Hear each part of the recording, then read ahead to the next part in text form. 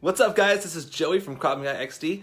So today, we're going over the summary of the whole free series, all condensed into one video. So that way you can train them, understand them, plan for them, and really dive deep into them. Okay. So I'm at my home office right now, so that way I get to use my whiteboard because I love whiteboards. If you want to try out a class or we have a new fundamentals program. We just print out the binders for that. You get the fundamentals workbook. I don't have it with me, shoot. The freeze book, you have the violence book, you have all the curriculum in there. It's freaking awesome when you take notes and stuff. So check out the fundamentals program at kravclass.com. I think you're gonna dig it, honestly. So today we're talking about the freeze series. Let me see if I can turn this sucker around. All right, so just for dramatic effect, I wrote down freeze. In the last videos, we went over 4 different videos with 4 different freezes, and we try to give you some solutions to get out of the freezes or to minimize how much time you freeze.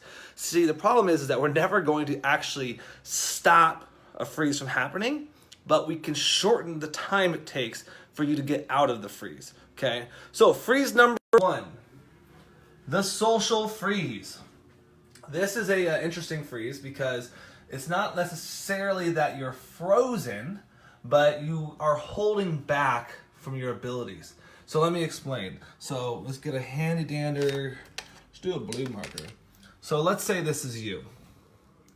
And over time in your life, we are trained, and I'm gonna use pink just because it's a different color. We are trained to be nice. So we build this framework of life about being nice, not hurting people, not doing violence. We get in trouble. And then as we grow, this framework gets bigger and bigger and bigger and bigger and stronger. So basically, we're built this huge wall around us about being socially appropriate and not hurting people, not going to jail because you hit somebody, not stabbing people, not shooting people when we're mad. And we build this construct here that we are conditioned through social awareness. Now, what happens is when another bad guy comes along, most bad guys may have not been born or raised with this social education of not being violent. So now when there's a bad guy that's unobstructed by this shield here of being nice, we have a hard time because they don't have a hard time hurting us or attacking us, but what we have a hard time attacking them back and breaking through the shell. So the social freeze is essentially when you get attacked, you have a hard time defending and attacking back because of this shell that we have of being socially brought up this way. Okay, that's what the social freeze is. So what they say is that your punch or your first strike, I guess you'd say first punch, may be around 50% of your power, which sucks. Because if we have to throw a punch, we want that punch to count, but that first punch may be 50% because it's just kind of not breaking through this shell right here, and the shell's holding it back. And it takes a few strikes for you to actually open up and be okay with what you're doing, even though it's not okay, but you get what I'm saying. And so every punch may go up. So the second punch, maybe 60%, and the third, maybe 70%, and so on. So you kind of understand where I'm going with this. So it takes a little bit for us to break out of this freeze. And also, when someone is attacking somebody else, you may freeze up because not necessarily because you don't want to help, but because maybe you're too scared to hurt the person that's being the aggressor. So a social freeze is basically us not being able to strike because we're too nice, essentially. And that's a good thing that you're nice. I don't want you to not be nice. Ways you can get out of this. Well, mental training helps. So I'm just put a little check mark here. Mental training.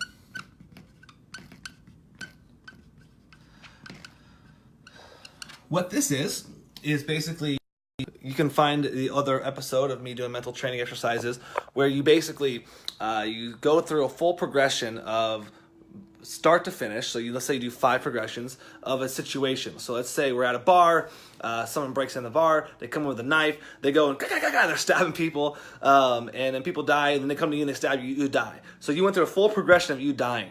Terrible. It's a visualization technique. Do that again where you don't die, but everybody else dies. Then do it again where you don't die and you save somebody. Do it again where you save everybody. Then do it again where you actually stop the guy before he even pulls his knife out. So you slowly do a full progression timeline of you saving the day, you getting hurt, and all that stuff. And what that does is it conditions your brain and your mind to fight sooner, to fight quicker, to fight harder, because you're already conditioning yourself differently, and you're slowly breaking out of this conditioning. This conditioning here. So that helps. And what helps the most is physical training. So training Krav. Training Krav. So while you're training Krav, you are literally attacking people all night long. When you're the attacker of your partner, when they're doing defenses, you're being the bad guy. And that actually helps you break out of that shell a little bit, because you're learning how to be a bad guy or a bad person, which is a good thing for self-defense. And that helps you be able to inflict violence if you need to inflict violence, okay? All right, so I'm not going to go too much more into that. Like I said, this is a summary. Next one, observation freeze. Okay, so this one, imagine you are starting on your timeline, you are going to this point over here, and maybe you are going to attack this person or sneak up on this person, and on your way there, right around there, that person sees you, and all of a sudden you freak out and you freeze right there. And you're freezing because holy shit, they caught you, and you need to observe what they're doing, and you need to also figure out what you're going to do. So this is an observational freeze. You are stopping on purpose because maybe you got stuck in a freeze because they looked at you and you got startled, but also you're waiting and you're observing what they're doing, so you know if you need to go forward again or go back. So it's an observational freeze. It's usually for our benefit, luckily. The ways to get around that is going to be through training and mental training. So these will actually wrap up for the same thing here. And so I'm not going to rewrite them, but that is a freeze. And usually you can close the gap. Let's say if you freeze for 5 seconds, we want you to close it to like 1 to 2 seconds. And you do that by training and just doing normal stuff like what we do in Krav. So this one's not too crazy to talk about. It's just a freeze, an observational freeze. The surprise freeze. Okay, this is the one where basically you have a vision. So you are doing thing number 1. Let's say you're taking a person outside to talk to them because they're being hostile and they're mean right now. I can't draw a mad face. And so your vision is to walk them outside, and then once you get out there, you guys are going to hug, because he's crying and loves you and is like so happy that you're talking to him. So on your way out though, it takes a right turn, and this person, I also just said hug, punches you in the face, and you are surprised. Okay? So that is a surprise freeze. What happens is that your brain here still thinks this is going to happen, and then so when the right turn happens and they surprise or sucker punch you or hit you, you're so surprised, but your brain is still locked on to this scenario that you're stuck between 2 places. So you are not essentially there and not even there. You're kind of stuck in between them and not understanding what's happening, and you go into denial and you're wondering what the hell's going on. And that's a surprise freeze. A way to get out of that is mental training and training again. But specifically, when you're training, you need to train surprise and multiple variations. So when you're training, instead of just training like what's going to happen, they're choking you or they're hitting you or whatever, and you're defending it, you need to have a surprise training. This is when you close your eyes, or when you tell the attackers to do a certain thing that the defender's not ready for. You do multiple opponents, circle of death trainings. Those really help you because you're usually off guard most of the time during that. So surprise drills that we do in class is where you're really going to sync this time up. Again, you are going to freeze probably no matter what, but we want this 5-second freeze to be a 1-second freeze. So at least when it happens, boom, boom, boom, you're back in the game, and now you are in that situation where you can actually take care of business. That is the surprise freeze. Overwhelm freeze, most common freeze. Let's say you were surprised, bam, you're here, so you're in this position here, and the person hits you, so pop. And we'll do a little boxing stand. Wow, that's actually not that bad. Huh. And let's just put a little bar here as simulating this is an action that happened. Pop, you get hit in the face, you're frozen. Holy shit, what just happened? And then pop, they hit you again with the other hand. So now you have another thing that's happening. And this is compounding. So your brain is thinking about this action that just happened, trying to comprehend it, and then another action happens. Then another action happens. And slowly, there's all these actions happening on each other, and you can't catch up because your brain is behind right now. And now it's compounding and it's freezing you as an overwhelm freeze because you are overwhelmed by the amount of attacks or amount of things happening, and you cannot catch up in time. And a lot of times there's a denial too. So you start thinking, this isn't real. And then you even get in a worse off situation. Okay, that is overwhelm freeze. You're getting overwhelmed. These two typically can happen together. You could get a surprise freeze that turns into an overwhelm freeze because if you don't get out of your freeze in a short amount of time, you will start to get overwhelmed and you'll transition. So for the surprise freeze and the overwhelm freeze, really, you can do two things here. Number one is training, surprises, so you can get your body conditioned. Number two is two actions. It's been studied that if you are stuck in a frozen state, that if you perform two actions, you're able to get out of that frozen state.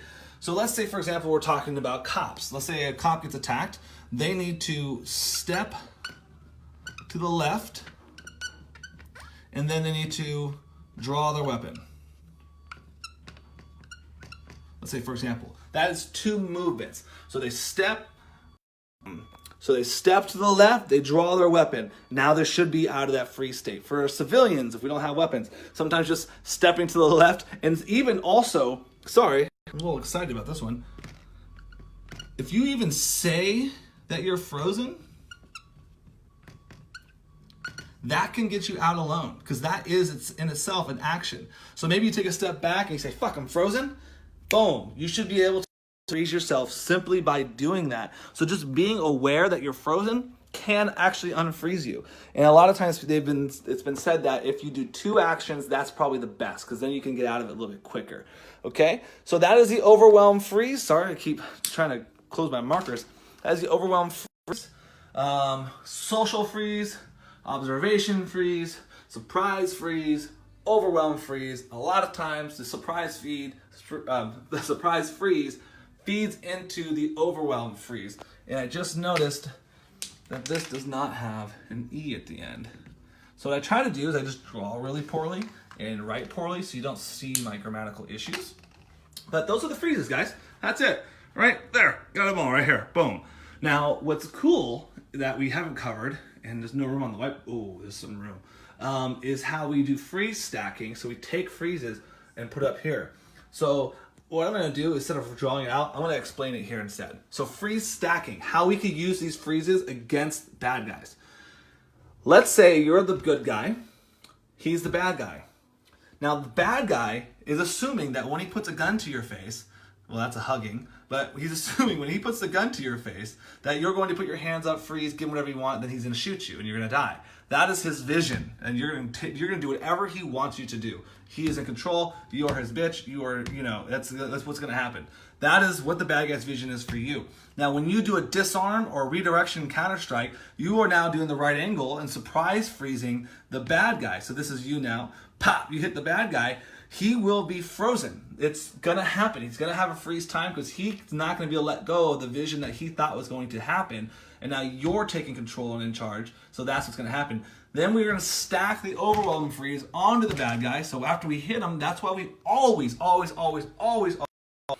tell you to throw multiple counterattacks. It's never just boom, one punch, take a look and see what happens. It's you're striking, kneeing, elbows, hammer fists, biting, headbutts, whatever you want to do.